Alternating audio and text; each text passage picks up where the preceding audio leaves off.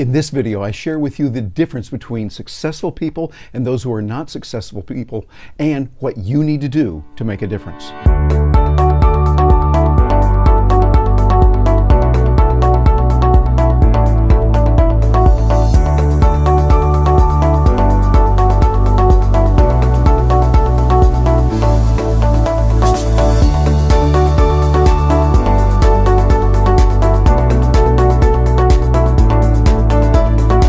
Life is such that it never gets perfect. We want it to be there, but it never gets that way. You know, I used to think that someday way off there in the land of rainbows and unicorns and everything wonderful and sunshiny days always, which by the way never happened, that everything would be great. And I find now as I get older, I realize, well, a lot of things are better, a lot of things are good. I've learned a couple of things along the way. Don't do this stupid thing again, Terry, and hey, don't try that. And other things I go, hey, you try this one, it'll work. I like doing that, so I'll try it. But I find that what happens is we have to keep learning. We keep having to adapt, to adjust, to change, and that's just the way things work on this planet. It's that way, and the sooner we learn that, the better off we'll be. I see so many people today that they're whining. Really, they are. They're whining and they're going, oh, you don't treat me right. Oh, I need a safe place. Oh, the world's not kind to me. Oh, don't say that. La, la, la. You're hurting my feelings. Oh, you're offending me. Hey, look, roll it back in time a little bit. 300, 400, 500, 1,000 years ago.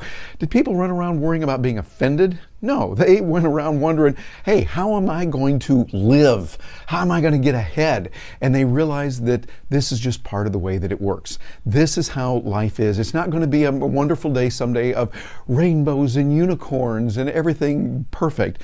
No, it's going to be a continual struggle. I think Stephen Pressfield says this very well in his book, Turning Pro, that we're facing that resistance all the time. The resistance is the thing that's in your mind telling you, no, you can't, or oh, just take it easy, or oh, relax, or have a drink or a substance or something that might not be the appropriate thing for you at that time. You instead get ahead.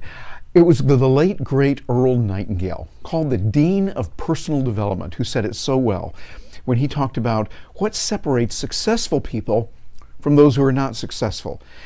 Those who are successful fall down and get hurt. Those who are not successful fall down and get hurt. It's what you do in that moment.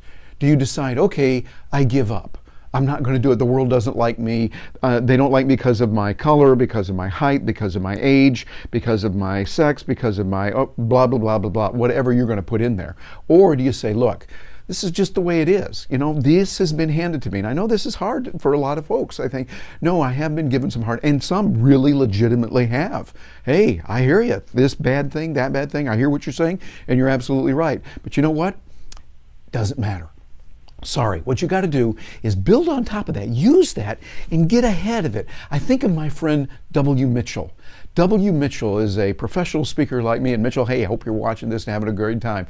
But Mitchell went through some terrible, terrible tragedies. You listen to his story and you hear how he was crippled and he was burned and just terrible things happened. He comes back and bam, gets hit again. Many people could easily say, that's it. I'm done, I'm giving up. And Mitchell would be one. But instead, he comes back and he gets that internal fortitude. Back home, out in the country, we call that guts. Just the guts to get up and go for it, make it happen, and turn things around. We're not saying that it's easy. We're not saying that, hey, this is the way things are and it's going to be rainbows and unicorns sometime. No, that doesn't happen. But what you got to do is you got to develop what I like to call smart persistence. Not you're going to get up and keep doing the same dumb things over and over. Oh, I hit my head against the wall and it hurt. Well, let me just hit it harder. You know, let me go out, hit it harder. It's kind of like some friends of mine recently told me what they're going to do is when the voting, people get disappointed with the way the results are. Well, next time I'm just going to vote harder. Yeah, vote harder, as if voting were the answer. Well, the answer is being smart. Smart persistence. What that means is, yeah, you're going to fall down. Yeah, you're going to get hit. And it won't be just one time. And it won't be just best 2 out of 3 or a third time's a charm. Sometimes the 350th time is the charm. But you got to stay in there and keep going at it, but keep changing. Keep adapting. There's that phrase again. Keep adapting, changing, and thinking, what can I do to improve? What can I do that was wrong? And by the way, sometimes it might be, hey, I shouldn't be going this way. Matter of fact, this is not for me. not the thing to do. Instead, go over here. Try something completely different. That is not giving up. That's adjusting, that's adapting based on new evidence. I think it was John Maynard Keynes who said, the economist, who I don't agree with a whole lot that he said, but I do agree on this one. Somebody asked him if he ever changed his mind. And he said, well, of course, when I see new evidence, I change my mind. Don't you? And I think that's what we've got to do. When you see that circumstances are different, when you see there's something that's changed, yes, you do have to adapt. You have to change, and part of that means changing your ideas, changing your focus, and looking at something that's different. So how do you learn that? How do you become smart? Well, you start reading a lot of books. There's a bunch of them out there. Inundate your mind. I encourage you to read a book a week. That's doable if you discipline yourself. I know people that are reading many more than that, some 2-3 books a day. Literally. Learn how to read more, because that's where the wisdom is. And read good stuff that's going to feed your mind. Read good quality blogs, good quality posts that are out there. They're going to help you achieve the goals you want. Listen to podcasts. Hey, that's something I'm talking about in my coaching now, showing people how to use podcasting to get a competitive advantage. There's a lot of wisdom in there, and it's something you can do. We were just talking about that last week on my coaching program. We went through specifics. Here's nitty-gritty how to do it. Podcasts can be good. And here's another secret too, the YouTube channels. And getting the right kind of information can really help you get a competitive advantage. And by the way, part of that adjusting and changing is to get the coach and help you need. Find someone that can help you. That's something that I do with a lot of people. You'll see information how we can help you on that and make that very affordable and reasonable for you.